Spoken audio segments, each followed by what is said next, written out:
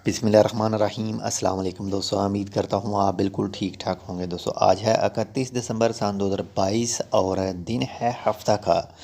अल्हम्दुलिल्लाह से आज रात 12 बजे के बाद में जो है वो 2023 का जो साल है वो स्टार्ट हो जाएगा। और इस वक्त कुछ ममालिक में ख़ासकर अगर न्यूज़ीलैंड की बात करें या ऑस्ट्रेलिया की बात करें तो वहाँ पर जो है वो आगाज़ हो चुका है और जो भी तकरीबात हैं न्यू ईयर के हवाले से वो स्टार्ट हो चुकी हैं। और आप वीडियोस में देख सकते हैं जो तस्वीरें वगैरह हैं और फायर वर्क है वो लोगों ने किया है, उन ममालिक ने किया है।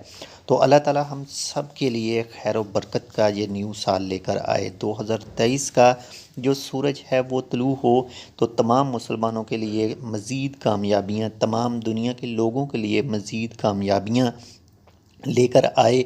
जो भी हम में से बिछड़ गए हैं इस 2022 में, अल्लाह ताला उन सब की मग़फ़रत करे। और जो भी इस वक्त बीमार हैं, अल्लाह ताला उन सब की जो सेहत है वो बहाल करे और पहले से ज़्यादा सेहतमंद नज़र आएँ।